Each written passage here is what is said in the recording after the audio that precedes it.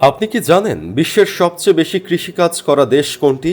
না জানলে দেখতে থাকুন আজকের ভিডিও। 1 নম্বর, ব্রাজিল। ব্রাজিলকে বিশ্বের কৃষি প্রধান দেশগুলির মধ্যে অন্তর্ভুক্ত করা হয়েছে, যেখানে 41% জমি অর্থাৎ 2.1 বিলিয়ন একর জমি চাষ করা হয়। ব্রাজিলে মিষ্টি আলু, ভুট্টা, চীনাবাদাম এবং অন্যান্য অনেক ফসল উৎপাদিত হয় বলে জানা যায়। ব্রাজিলের কৃষকদের অবস্থা অনেক ভালো। কমলা, আনারস, পেঁপে ও নারিকেল এখানে প্রচুর পরিমাণে জন্মে। বন্ধুরা, কমেন্ট বক্সে জানিয়ে দিন আমাদের ভিডিওটি আপনি কোথা থেকে দেখছেন। ব্রাজিল তার পণ্য রপ্তানি করে বড় পরিসরে। 2 নম্বর, আমেরিকা। আধুনিক হওয়ার পাশাপাশি আমেরিকা কৃষিতে বৈজ্ঞানিক কারণের জন্য পরিচিত। একটি বিশেষ মডেল অবলম্বন করে এখানকার কৃষকরা আখ, আলু, কফি, বিট ও কলা চাষ করেন। আমেরিকার কৃষিখাত অত্যাধুনিক মেশিনের সজ্জিত, যার কারণে দেশটি খাদ্য উৎপাদনের একটি বড় কেন্দ্র এবং এটি গম উৎপাদনে বিশ্বের তৃতীয় স্থানে রয়েছে। বিশ্বের সবচেয়ে বেশি সংখ্যক শস্য, শাকসবজি ও ফল উৎপাদন করে চীন। নিজে এই জন্য একটি শক্তিশালী ব্যবস্থা তৈরি করেছে।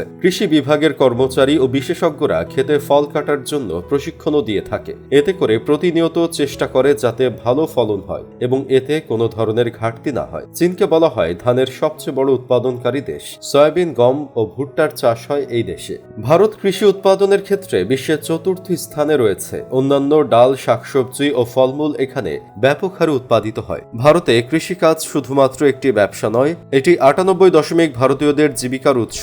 পাশাপাশি কৃষির আধুনিক কৌশলে ভারত অনেকটাই এগিয়েছে। 5 নম্বরে রয়েছে রাশিয়া। রাশিয়ার বেশিরভাগ লোক শিল্প খাতে প্রায় 16% লোকের কর্মসংস্থান রয়েছে, যা বিটরুট, আলু ও ভুট্টা চাষ করা হচ্ছে। গমকে রাশিয়ার 6 নম্বর প্রধান খাদ্যশস্য বলা হয়। এখানে অন্যান্য খাদ্যশস্য যেমন গম এবং ভুট্টা, মরিচ, কলা ও মটরশুঁটি ও অন্যান্য ফলের চাষ হয়। দেশের বাকি অংশের তুলনায় মেক্সিকোর 15% জমি চাষ করা হয়। পশু সম্পদের পাশাপাশি দেশটির রেকর্ড পরিমাণে মুরগি, ডিম ও দুধ উৎপাদন করছে। আর জাপান তার বিনোদন প্রযুক্তি এবং পর্যটন খাতের জন্য বেশ বিখ্যাত, কিন্তু এখানে জিডিপির সামান্য অংশই কৃষির সঙ্গে জড়িত। এখানে শস্য, মাছ, শাক, সবজি, ফলমূল ইত্যাদি উৎপন্ন করা হয়। বন্ধুরা, এই দেশগুলির মধ্যে কোনটি চাষমুখী দেশ আপনার কাছে মনে হচ্ছে তা কমেন্ট করে জানিয়ে দিন।